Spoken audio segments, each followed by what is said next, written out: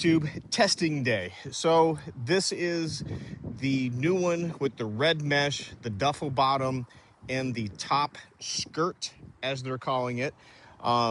It definitely took a little figuring out on how to do this on the rack or on the stand, because I think in an industrial setting, the skirt would come all the way up to help funnel in the pieces. I don't have anything on here that would do that. So I was like kicking it around, like, how do I do this? I need like a large potato chip clip. And so I started rummaging around in my pods and I went, oh, jumper cables. How cool is that? So that's what we did. And because they're considering this a power lift style bag, again, I'm going to call it the Traveler, because oftentimes when I've traveled with a bag on the trailer, I've always been cautious about pieces falling off of the top. So with this top skirt, you can go around and cinch it, so that would keep all of the wood in there, hence the name Traveler. So let me know what you think about that. And that's our standard power lift bag. Next to it, same dimensions. The red mesh seems to be a little bit narrower than the white side, so we put on there left to right for the white sides, and then front to back for the mesh. Let me grab the camera. I'll show you what I'm talking about the clips up in the corner, and we'll go from there. All right, so I'll jump up here on the pallet so you can kind of see. Just using these as a clip to go into the corners. And I'm hoping nothing really snags here falling down in. This is the first attempt on ever filling one, so trying to figure it out as I go.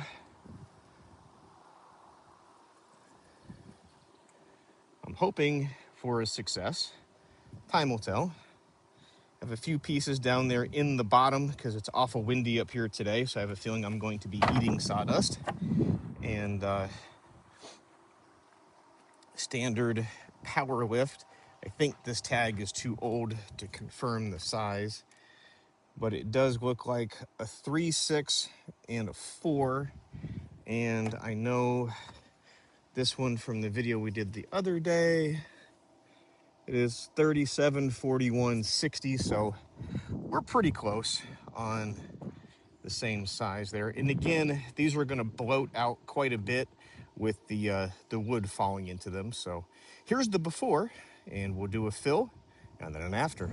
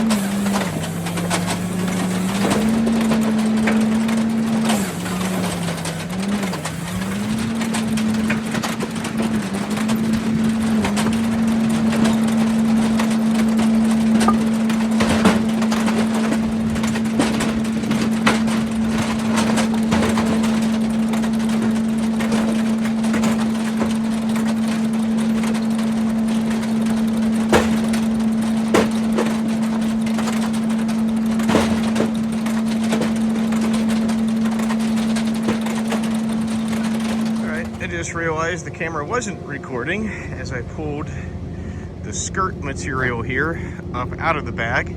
The corner clips did okay. I'm sure if you were hauling something like corn or something smaller, softer, smoother, it'd be a little bit easier to pull up out of the bag itself. But like the concept, but definitely need to work on the execution a little bit more on my end to make it feasible for pulling that skirt to the side for filling. It really wasn't bad pulling it up out of there. I had to move a couple of pieces that were just kind of pinching it in the corners. All in all, pretty happy with it. Got to figure it out some more, but yeah, definitely third of a cord. Gonna go ahead and fill the log lift bag for comparison.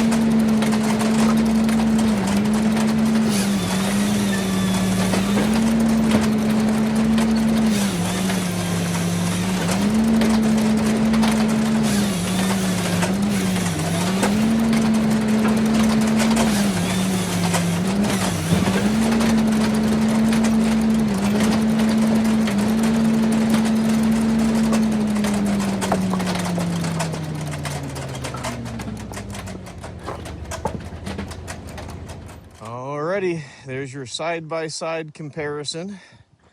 Power lift versus the Traveler with the skirt on the top there to keep the wood in. And like you saw me do in the video there, I always like to kind of fuss some pieces into the corners just to make sure it's a full bag. Got a couple pieces here on the ground. A couple pieces fell off there. I wasn't paying a whole lot of attention, but got a pretty full splitter trough there on Logzilla, the 1824, which is still available for sale, just in case anybody was wondering, because I have my HD XL over there, just kind of using the 18 for purpose here in the yard. So, all right, let's close this one out.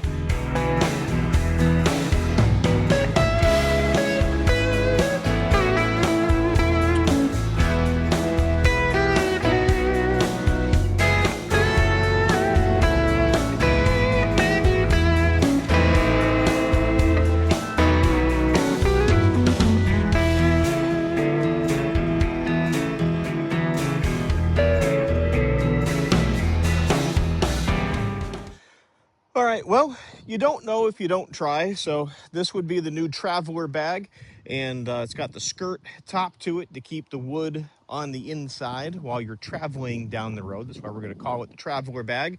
So you get the same nylon, white nylon with the ventilated strips in it. Mosquito netting just happens to be red versus black. I don't know why, it's just what it is. Same unloading loops or loading loops from the top, and no unloading loops on the bottom, so very similar to like our fill it and forget it power lift bag. Just happens to have the netting on top to keep everything in. We'll have the prices updated on the website shortly. If you're curious what they're going to go for, I'll put that here as a picture-in-picture so you can kind of see it. We're going to do the Traveler, the all-mesh bag as you work across, the log lift, the power lift, the 6th cord bags, and then of course the little barrow bags. I'll try to do a picture here at the end of the day where I have one of everything filled because I need the pictures for the internet anyway. So that's how the pricing structure is going to work on these. They're a little bit heavier, a little bit bigger and bulkier than the traditional bags. So I think we're just going to do like quantities of 10 versus like quantities of 12 of the log lift. So kind of pay attention there as you're going down the list on the website, which is shaverequipment.com. If you go ahead and hit the bag button, it'll take you right down to the firewood bags. Again, we're going to get everything updated, so it'll have all 6 bags on there and kind of run from there. But for now, if I can earn your business with the sales quote, or if you have any questions about the bags or processors or splitters or anything that we sell, go ahead and give me a phone call. It's 833-SPLITTER. It's 833-775-4887. You can also email me at sales@shaverequipment.com. And yes, as always, that is my cell phone number. If you want to text me or call me directly on that, the office phone does ring when I'm out to the cell phone there. So give us a phone call, shoot us an email. I'd love to earn your business with the sales quote. And again, as I mentioned in the earlier video, the price that you see is the price that you pay with our online bag orders. So there's nothing hidden. Shipping's figured in right from the beginning. The credit card is figured in right from the beginning. And then the bag price is there. The more you buy, the cheaper the bag price gets as you get all the way down through it. And then the pallet quantity of the bags always ship for free to a commercial address. So again, hit me up on that phone number, shoot me an email. We'll see you next time. And remember, I'm always working hard to be lazy. We'll see you then.